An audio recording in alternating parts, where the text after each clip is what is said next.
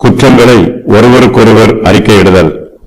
நீங்கள் சொஸ்தமடையும்படிக்கு உங்கள் குற்றங்களை ஒருவருக்கொருவர் அறிக்கையிட்டு ஒருவருக்காக ஒருவர் ஜெபம் பண்ணுங்கள். நீதிமான் செய்யும் ஊக்கமான வேண்டுதல் மிகவும் பலனுள்ளதாயிருக்கிறது.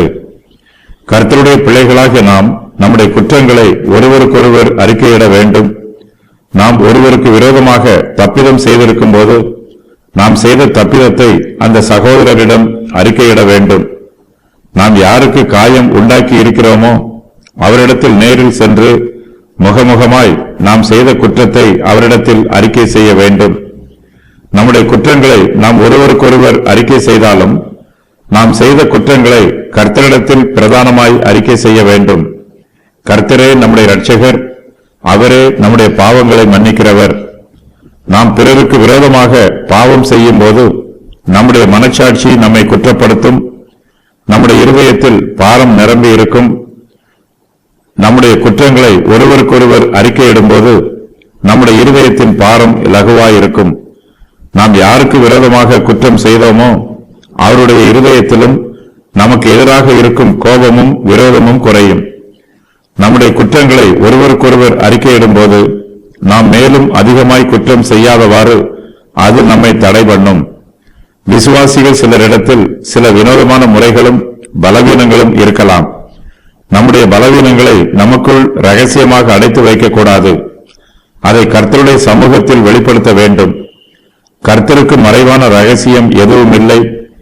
நம்முடைய பலவீனங்களை கர்த்தரிடத்தில் சொல்லுவது போலவே மற்ற சகோதரரிடத்திலும் சொல்ல வேண்டும். அப்போது அவர்கள் நமக்காக ஜெபம் பண்ணுவார்கள், நாமும் அவர்களுக்காக ஜெபம் பண்ணுவோம். நீதிமான் செய்யும் ஊக்கமான வேண்டுதல் மிகவும் பலனுள்ளதாய் இருக்கிறது. நம்முடைய குற்றங்களை ஒருவருக்கொருவர் அறிக்கையிட்டுவிட்டு ஒருவருக்காக ஒருவர் ஜெபம் பண்ண வேண்டும். ஜெபம் பண்ணவில்லை என்றால் நமக்கு ஆசீர்வாதம் இல்லை. சரீரம் சொஸ்தமடையும்படிக்கு செய்ய வேண்டிய காரியங்கள். உங்கள் குற்றங்களை ஒருவருக்கொருவர் அறிக்கையிடுங்கள். ஒருவருக்காக ஒருவர் ஜெபம் பண்ணுங்கள். வியாதியும் சொஸ்தமடைவதும். மனுஷன் பாவம் செய்வதற்கு முன்பாக ஆரோக்கியம் இயற்கையாகவும் நித்தியமானதாகவும் இருந்தது. பாவத்தின் விளைவினாலே மரணமும் வியாதியும் உண்டாயிற்று. இது சாத்தானால் எல்லோருக்கும் பரப்பப்பட்டு வருகிறது. மீட்பை பற்றிய முதலாவது தீர்க்க தரிசனத்திலும் வாக்குத்தத்தத்திலும் சரீர சுகமாதல் அடங்கி இருக்கிறது. வேதாகமத்தில் முதலாவது குறிப்பிடப்பட்டிருக்கும் வியாதி மனுஷனுடைய தவறான செய்கையின் விளைவினால் உண்டாயிற்று. வேதாகமத்தில் முதலாவது குறிப்பிடப்பட்டிருக்கும் சரீர சுகமாதல் ஒரு தீர்க்கதரிசியின் ஜெபத்தின் மூலமாக உண்டாயிற்று. தேவன் தம்முடைய ஜனங்களோடு அவர்களை குணப்படுத்துவதாக உடன்படிக்கைகளை செய்து கொண்டார். தேவன் தம்முடைய உடன்படிக்கைகளை எப்பொழுதும் காத்துக் கொண்டிருக்கிறார். ஆவிக்குரிய உபாயங்கள் மூலமாக திரளான ஜனங்களை குணப்படுத்தி இருக்கிறார். ஆவிக்குரிய பிரகாரமாக குணப்படுத்துவது என்பது தேவன் வாக்குத்தத்தம் பண்ணி கட்டளையிட்டு இருக்கும் அனைத்தையும் குறிப்பிடும். ஆவிக்குரிய உபாயங்களை இஸ்ரவேல் ஜனங்கள் வனாந்திரத்தில் பயன்படுத்தினார்கள். கீழ்ப்படிதல் என்னும் நிபந்தனையிலே சரீர சுகமாதல் வாக்கு பண்ணப்பட்டிருக்கிறது. பாவிகளுக்கு தண்டனை கொடுத்து அவர்களை மனம் திரும்ப வைப்பதற்காகவும் தம்முடைய பிள்ளைகள் தம்மை விட்டு வழி விலகி செல்லும் போது அவர்கள் தம்மிடம் திரும்ப அழைத்து வருவதற்காகவும் மனுஷருக்கு வியாதியை கொடுக்க தேவன் சாத்தானுக்கு அனுமதி கொடுக்கிறார்.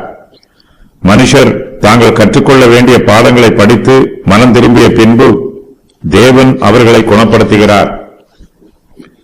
தேவன் கூறியிருக்கும் நிபந்தனைகளை மனுஷர் கைக்கொள்ளும் போது சரீர ஆரோக்கியமும் சரீர சுகமாதலும் வாக்கு பண்ணப்படுகிறது. பாவத்தில் இருந்தும் வியாதியில் இருந்தும் மனுஷரை ரட்சிக்க கிறிஸ்து இயேசு இந்த உலகத்திற்கு வந்தார். சரீர சுகமாதல் தீர்க்க தரிசனத்தின் நிறைவேற்றமாகும். எல்லா வியாதியஸ்தரையும் சொஸ்தமாக்கி தாம் தேவனுடைய குமாரன் என்பதை இயேசு கிறிஸ்து நிரூபித்தார். இயேசு கிறிஸ்துவினால் அழைக்கப்பட்டு அனுப்பப்பட்ட எல்லா சீஷர்களுக்கும் குணமாக்கும் வல்லமை கொடுக்கப்பட்டது. புறப்பட்டு போவதற்கு முன்பாக சுகமாக்கும் வல்லமையினால் நிரப்பப்பட வேண்டும் என்று இயேசு கிறிஸ்து தமது சீஷர்களுக்கு கட்டளையிட்டார். ஆதி சீஷர்களுக்கு இயேசு கிறிஸ்து கொடுத்த அதே கட்டளையை இக்காலம் வரையில் உள்ள எல்லா சீஷர்களுக்கும் கொடுக்கிறார். குணப்படுத்துதல் மூலமாக ஆதி சீஷர்கள் தேவனுடைய வார்த்தையை உறுதி பண்ணினார்கள். சுகமாக்கும் ஊழியத்தை செய்வதற்காக பரிசுத்த ஆவியானவர் இந்த உலகத்திற்கு அனுப்பப்பட்டிருக்கிறார். தாம் செய்த கிரியைகளை செய்வதற்கு ஊழியக்காரர்களுக்கு மட்டும் என்று அல்லாமல் எல்லா விசுவாசிகளுக்கும் வல்லமை கொடுப்பதாக இயேசு கிறிஸ்து வாக்கு பண்ணி இருக்கிறார். குணமாக்கும் வரங்களும் மற்ற வரங்களும் சபையின் ஆவிக்குரிய பக்தி விருத்திக்காக வாக்கு பண்ணப்பட்டிருக்கிறது. வியாதியஸ்தரை சொஸ்தமாக்குவது சபையின் ஊழியத்தின் ஒரு பகுதியாகும். கிறிஸ்துவனுடைய பாவ நிவாரண பலியினால் உண்டாகும் ஆசீர்வாதங்களின் ஒரு பாகமாக சரீர சுகமாதல் கொடுக்கப்பட்டிருக்கிறது. சரீர சுகமாதல் பிள்ளைகளுடைய அப்பத்தின் ஒரு பகுதியாகும். மீட்பின் நீதியினால் தேவனுடைய பிள்ளைகளுக்கு இது வாக்குத்தத்த உரிமையாக கிடைத்திருக்கிறது. சரீர சுகமாதல் விசுவாசிகளால் நடக்கும் அடையாளங்களில் ஒன்று. சரீர சுகமாதல் பழைய ஏற்பாட்டு காலத்திற்கு மட்டும் என்று ஏற்படுத்தப்படவில்லை. அதுபோலவே 1000 வருஷ அரசாட்சிக்கு மட்டும் என்றும் ஏற்படுத்தப்படவில்லை. சரீர சுகமாதல் இக்காலத்திற்கும் உரியது. தேவனுடைய வாக்குத்தத்தங்கள் மெய்யானவை என்பதை சரீர சுகமாதல் உறுதி பண்ணுகிறது. சரீர சுகமாதல் ரட்சிப்பின் ஒரு பகுதியாகும். ரட்சிப்பு என்னும் வார்த்தையை குறிக்கும் எபிரேய கிரேக்க வார்த்தைகளில் மன்னிப்பு, சுகமாதல், ஆரோக்கியம், சாபத்தில் இருந்து பரிபூரண விடுதலை ஆகிய கருத்துக்கள் அடங்கியுள்ளன. தேவன் தம்முடைய பிள்ளைகளை பராமரிப்பதன் ஒரு பகுதியாக சரீர சுகமாதல் இருக்கும் என்பதை விசுவாசிகள் எதிர்பார்க்கலாம். ஜெபத்தினாலும் விசுவாசத்தினாலும் பாவங்கள் மன்னிக்கப்படுவது போல இதே அடிப்படையிலேயே சரீர சுகமாதலும் உண்டாகிறது. இயேசு கிறிஸ்துவின் உயிர்த்தெழுதலையும் பரிசுத்த ஆவியானவரின் அருள் மாறியையும் சரீர சுகமாதல் உறுதி பண்ணுகிறது. சாத்தானுடைய வல்லமையை பூரணமாக தோற்கடிப்பதற்காகவும் சரீர சுகமாதலை கொடுப்பதற்காகவும் தேவையான எல்லா காரியங்களையும் தேவன் ஏற்கனவே பராமரிப்பாக கொடுத்திருக்கிறார். தம்முடைய பிள்ளைகளின் வியாதியை குணப்படுத்துவது தேவனுடைய சித்தம். கீழே கொடுக்கப்பட்டிருக்கும் வேத வசனங்கள் தம்முடைய பிள்ளைகளை தேவன் எவ்வாறு ஆசீர்வதிக்கிறார் என்பதை விளக்குகிறது. நீங்கள் கேட்டுக்கொள்வது எதுவோ அது உங்களுக்கு செய்யப்படும்.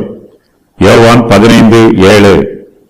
நீங்கள் விசுவாசம் உள்ளவர்களாய் ஜெபத்திலே எவைகளை கேட்பீர்களோ அவைகளையெல்லாம் பெறுவீர்கள். மத்தேயு 21:22, யோவான் 14:12 முதல் 15 வரை, யோவான் 15:16. என் நாமத்தினால் நீங்கள் எதை கேட்டாலும் அதை நான் செய்வேன். யோவான் 14:14. தான் சொன்னபடியே நடக்கும் என்று தன் இருதயத்தில் சந்தேகப்படாமல் விசுவாசித்தால் அவன் சொன்னபடியே ஆகும். மார்க் 11:22 முதல் 24 வரை. பரலோகத்தில் இருக்கிற உங்கள் பிதா தம்மிடத்தில் வேண்டிக் கொள்கிறவர்களுக்கு நன்மையானவைகளை கொடுப்பது அதிக நிச்சயம் அல்லவா? மத்தேயு 7:7 முதல் 11 வரை.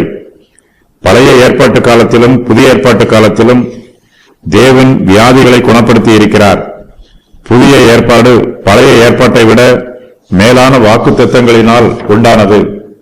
ஆகையினால் புதிய ஏற்பாட்டு காலத்து விசுவாசிகளாக்கிய நமக்கு வியாதிகள் வரும்போது தேவனிடத்தில் விசுவாசத்தோடு ஜெபித்தால் அவர் நம்மை நிச்சயமாகவே குணப்படுத்துவார்.